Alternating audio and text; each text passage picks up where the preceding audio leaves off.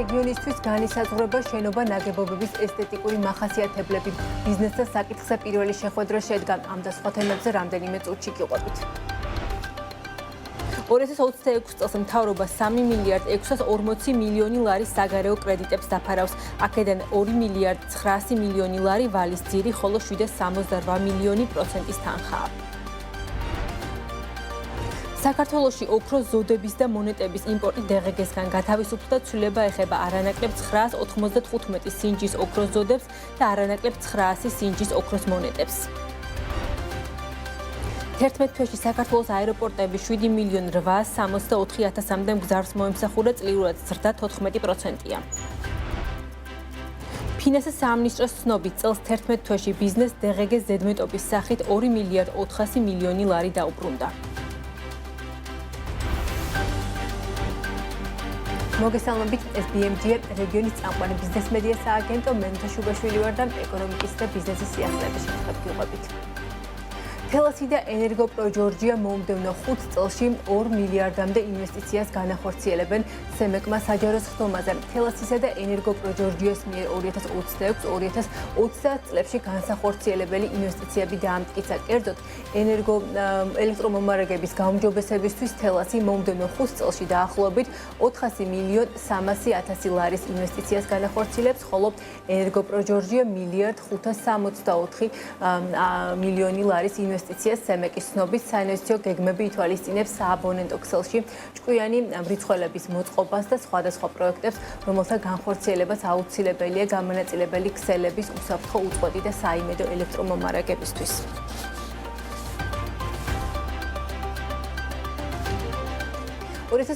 წელს მთავრობა 3 მილიარდ 640 მილიონი ლარის საგარეო კრედიტებს დაფარავს, აქედან 2 მილიარდ 900 მილიონი ლარი ვალის ძირია, ხოლო დაახლოებით 768 მილიონი პროცენტია თანხა. ვალდებულებების დაფარვიდან ყველაზე დიდი თანხა მილიარდ 350 მილიონი ლარი 2021 წელს გამოშვებული 500 მილიონიანი ევრობონდების რეფინანსირებისთვის დაიხარჯება.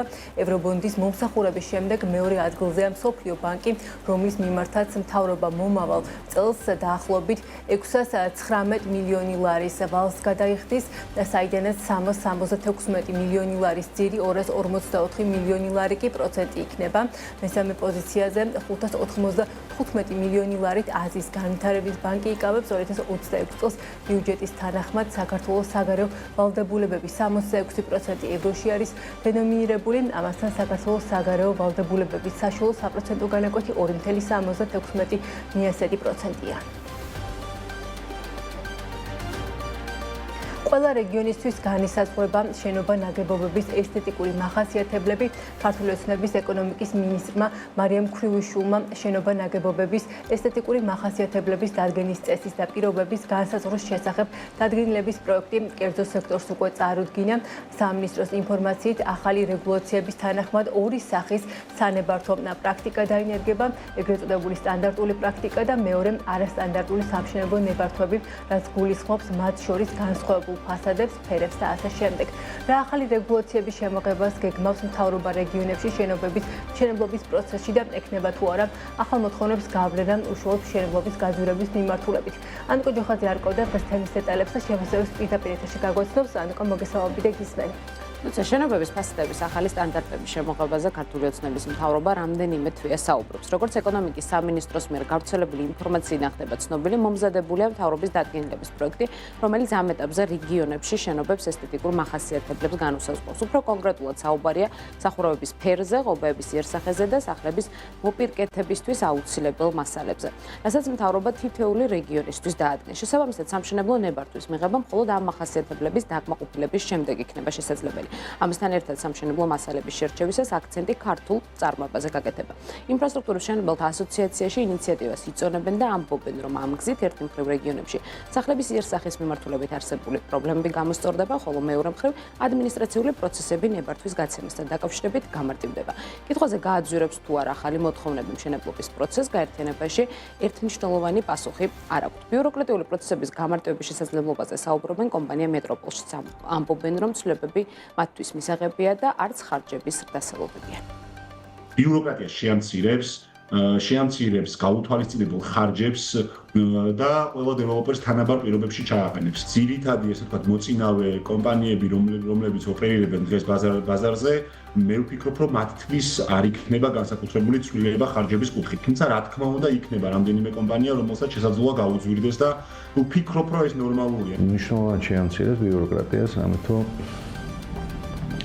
რამე თუ ახალი პროექტები თუ ნებართვები ყველა პროექტის ავტორს თუ განცხადებას ეცოდინება რას უნდა დააკმაყოფილოს ესე ვთქვათ რა და თუ სულ შესაბამისობაში იქნება მაშინ მალევე შეძლებს თვითონ მუნიციპალიტეტი დადებითი დასკვნის გამოტანას ძვირზე არ არის უბრალოდ ჩვენ რაღაცა ნორმებში ძვირი გამიჭირდება ეხლა გითხრათ რომ გააჩნიათ რაღაცა შევადაროთ ხო უნდა ვიცოდეთ ჯერ რას ვადარებთ. ზოგი ბლოკით აშენებს, ზოგი ქვით აშენებს, ზოგი რკინას იყენებს, ზოგი ხეს იყენებს, ზოგი მიმღით ან საბოლოო ჯამში ეს თეორიის სილამაზე არ არის. თბილისის გენერალური გეგმის ავტორი იზიარებს მოსაზრებას, რომ შენობების იერსახე მოსაწესრიგებელია, თუმცა მიიჩნევს, რომ შენობების ფასადების სტანდარტები მხოლოდ ზოგადი სარეკომენდაციო ხასიათის უნდა იყოს და ის არ უნდა ზღუდავდეს და ჩარჩოებში არ უნდა აქცევდეს არქიტექტორს, რომელიც უშუალოდ პროექტზე მუშაობს. აქ აუცილებელია ერთგარემოებას გაესვას ხაზი. ვერანაირი სივრცითი მახასიათებელი კონკრეტული პროექტის კვლევას და გადაწყვეტილებას ვერ შემიცვლის. ამით რისი თქმა მინდა. ცალკეულ უნიკალურ პროექტებზე, განსაკუთრებულ ობიექტებზე შეიძლება მე იმ სივრცითი მახასიათებლებით არ ვიარ. მასში უნდა იყოს ჩანაწერი აუცილებლად, რომ დეტალური კვლევამ შეიძლება ის მახასიათებელი კონკრეტულ შემთხვევაში შეცვალოს, ჩაანაცვლოს. ეს აუცილებლად უნდა ჩაიწეროს, იმიტომ რომ ცალკეულ განაშენიანებებში ერთ ქალაქშიც კი ერთ უბან შეიძლება კონდეს სხვა მახასიათებელი, მეორე სხვა. ეს უფრო ზოგადი ხასიათის უნდა იყოს. და მათ შორის სასურველია უფრო იყოს მეტი პოზიცია რა არ შეიძლება. რომ არჩევანი კონდეთ არქიტექტორებს მიმდინარე კვირაში ქართული ოცნების ეკონომიკის მინისტრმა მარიამ ქრუიბიშვილმა შენობა ნაგებობების ესთეტიკური მახასიათებლების დადგენის წესისა და პირობების განსაზღვრის შესახებ დადგენილების პროექტი კერძო სექტორს წარუდგინა. შეხვედრა მხარეებს შორის დახურულ კარს მიღმა წარიმართა და ტრადიციულად ადგილზე მედია არ იყო მიწვეული. როგორც შეხვედრის შემდეგ გავრცელებული ინფორმაციიდან ირკვევა, ახალი რეგულაცია მის ამოქმედებიდან 6 თვის განმავლობაში ბიზნესისთვის ნებაყოფლობითი იქნება, ამ ვადის გასვლის შემდეგ კი სავალდებულო გახდება. ჯერჯერობით უშუალო დოკუმენტი, სადაც გაწერილი ახალი სამშენებლო მოთხოვნები საჭირო არა. მადლობა ანუკას, ანუკა ჯოხაძე იყო, რომელმაც შენობების ფასადების ახალი სტანდარტების შემოღებაზე დეტალები გაგოსვა, ჩვენ კი ვაგრძელებთ გამოშვებას. სპეციალისტების ნაწილი მთავრობის გეგმას შრომის ბაზრის კვლევის საფუძველზე სახელმწიფო უნივერსიტეტებში სხვადასხვა სპეციალობებზე კოტები გამოყოს ნეგატიურად აფასებს.